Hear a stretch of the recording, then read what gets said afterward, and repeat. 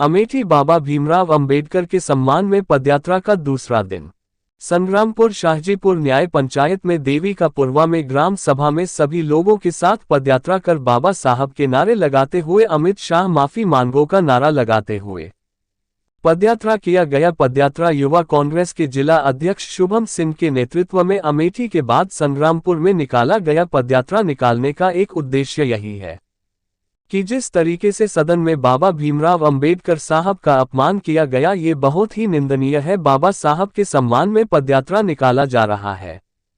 युवा कांग्रेस के जिला अध्यक्ष शुभम सिंह ने बताया कि जब तक अमित शाह माफी नहीं मांगेंगे तब तक पूरे अमेठी के ब्लॉक में सभी नया पंचायत में ऐसी छोटी छोटी यात्राएं और नुक्कड़ सभा कर लोगों को जागरूक करेंगे कि भाजपा सरकार केवल नफरत की राजनीति करती है।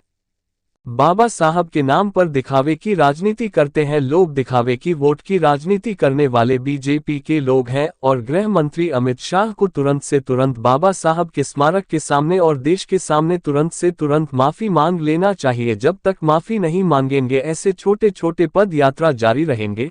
इस पदयात्रा में युवा कांग्रेस विधानसभा अध्यक्ष लोहा सिंह, दिनेश पासी, बलराम वर्मा, राजीव दुबे, युवा कांग्रेस के ब्लॉक अध्यक्ष पवन वर्मा, शुभम करी, रमेश कुमार इत्यादि लोग सम्मिलित हुए। Team digital news India today Amethi.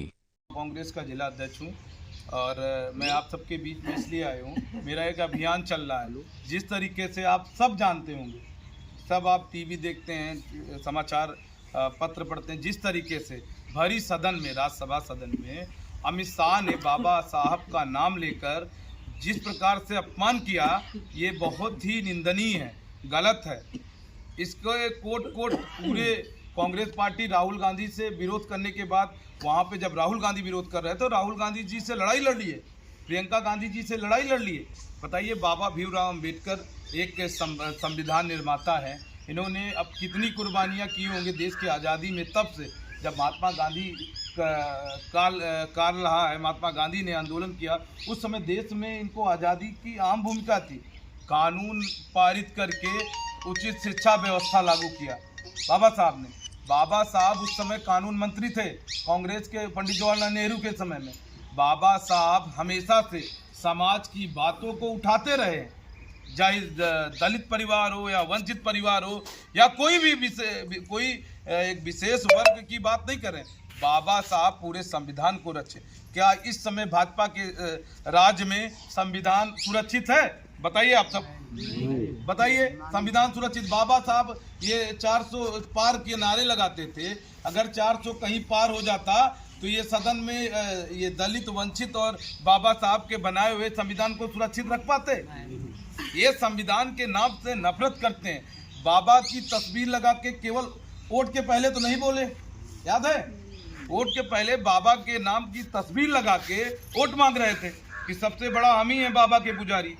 तो बाबा साहब का जिस तरीके से अपमान हुआ, बहुत ही निंदनीय है। हम अमित शाह से जब तक माफ़ी नहीं मांगेंगे, हम तो अमेठी के हैं, अमेठी के जितने भी एक आप सबके अपने समाज के लोग हैं, एक दलित परिवार के लोग हैं, जिनको जहाँ तक ये मैसेज देना है, उन समाज के लोगों तक ये मैसेज देंगे कि बाबा साहब का अपमान किया। भरे महफिल में अमित शाह ने बोला है कि इतना बाबा साहब का नाम लेने से, अगर नाम लेते किसी और का तो वो स्वर्ग चले जाते। अरे भगवान, अपनी आस्था अपनी जगह है। भगवान को बाबा साहब भी पूछते थे, भगवान को बाबा साहब भी मानते थे, भगवान के रास्ते पे ही ये चले। आज बाबा साहब ने पूरे देश के संविधान निर्माता हैं, हर जगह इनकी पूजा होती है। गौतम बुद्ध के विचारधाराओं से हर मार्ग पे आगे बढ़े हैं।